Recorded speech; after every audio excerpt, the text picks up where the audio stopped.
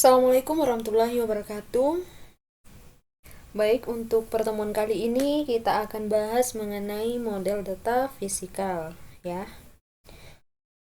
Model data fisikal atau physical data model itu adalah konsep, ya. Konsep bagaimana data disimpan pada media penyimpanan atau storage dalam suatu susunan secara fisik. Nah, aspek yang menentukan kualitas dari model dan arsitekturnya adalah yang pertama, struktur, ya. Nah, struktur ini menerangkan bagaimana data disusun secara hierarki, ya. Hierarki, network, relasional atau object oriented, ya. Kemudian integrity, ya. Nah, integrity ini menunjukkan bagaimana data dapat dihubungkan sesuai aspek strukturnya, ya. Kemudian ada manipulasi. Nah, manipulasi di sini menunjukkan bagaimana data dapat diolah, ya, berdasarkan logika pengolahan data tertentu. Kemudian yang terakhir ada query, ya. Query di sini menunjukkan bagaimana kumpulan data dapat diseleksi sesuai logika pengolahan data tertentu. Contoh nyatanya, ya, di sini ada pemanfaatan secara praktis pada pemanfaatan rasional model, ya. Nah, di mana kumpulan datanya ini dinyatakan sebagai hubungan matematis pada sistem pengolahan basis data atau database management system, ya. Nah, implementasi menggunakan database management system. Nah, desain fisikal di sini merupakan tahapan desain implementasi ke sistem komputer. Jadi, desain fisikal ini merupakan masih tahapan desain, ya, masih tahapan desain implementasi ke dalam sistem komputer. Nah, secara umumnya kalian tuh penting, ya, untuk menguasai database management system yang digunakan pada implementasi. Kenapa sangat penting, ya? Karena DBMS ini digunakan untuk implementasinya, ya. Jadi ada beberapa contoh DBMS yang ada, ya. Itu ada akses, ya, ada SQL Server, MySQL, Oracle, dan lain-lain, ya. Jadi database yang besar, DBMS yang besar itu terdiri dari ada Oracle, ya, kemudian ada SQL Server, ya. Nanti salah satunya akan kita coba di sini, ya. Kemudian DBMS itu artinya beda loh dengan desain fisikal, ya. Jangan disamakan, ya. Jangan disamakan arti database management system ini dengan desain fisikal, ya.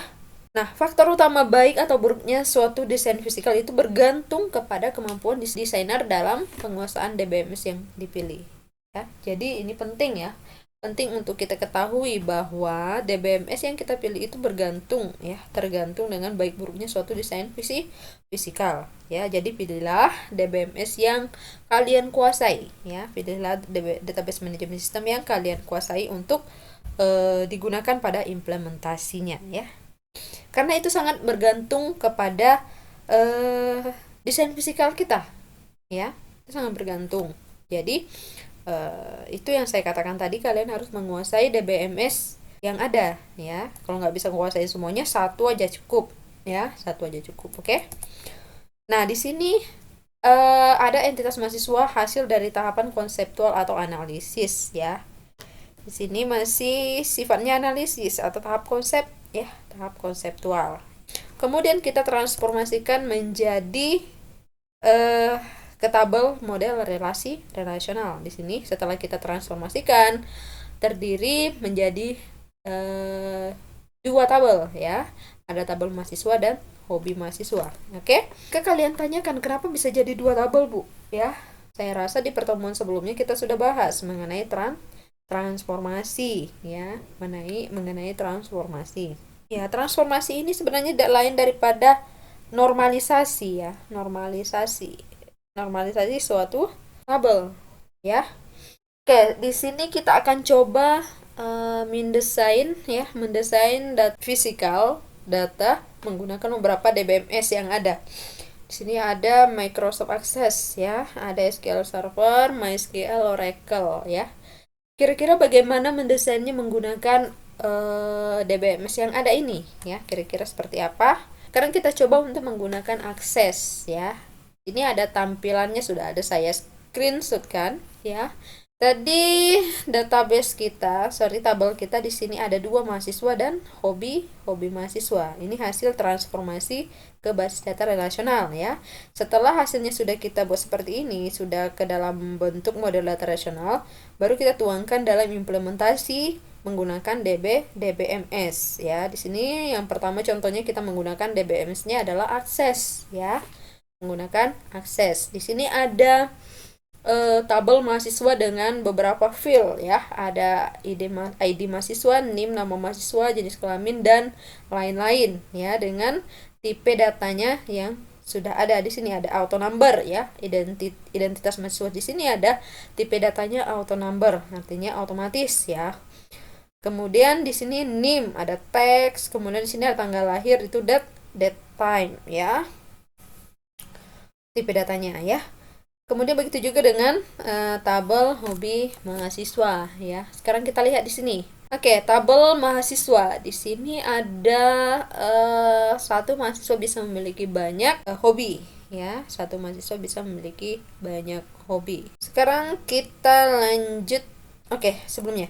Nah, jadi di sini keterhubungannya atau relasinya di sini adalah one to many. Satu mahasiswa memiliki banyak. Nah, di sini bagaimana jika kita menggunakan SQL Server ya, menggunakan DBMS SQL Server. Di sini ada listingnya untuk menciptakan satu tabel ya, tabel mahasiswa dan tabel hobi mahasiswa ya. Untuk keterangannya bisa kalian baca sendiri ya. Yang menjadi primary key-nya apa, yang constraint uniknya apa ya. Di sini uniknya artinya yang unik di sini yang tidak boleh sama itu adalah nomor HP ya. Dia menjadi constraint-nya adalah nomor HP. Oke. Kemudian hasilnya seperti ini ya, sama aja dengan akses tadi. Bagaimana dengan penggunaan Oracle dan MySQL ya, Oracle dan MySQL. Silakan kalian coba sendiri di rumah. Yang punya tools Oracle boleh dicoba-coba. Kemudian yang mempunyai DBMS MySQL boleh juga dicoba ya. Bukan tugas, tapi untuk pengetahuan kalian semuanya. Oke? Untuk praktikumnya kita coba di minggu besok ya. Minggu pertemuan ke-8 ya, untuk praktikum untuk implementasi langsung menggunakan DBMS yang ada ya. Jadi untuk saat ini kita selesaikan sampai di sini. Jika ada pertanyaan boleh ditanyakan di grup Edmodo, kelas Edmodo, atau di WhatsApp boleh ya. Sekian dari saya. Assalamualaikum warahmatullahi wabarakatuh.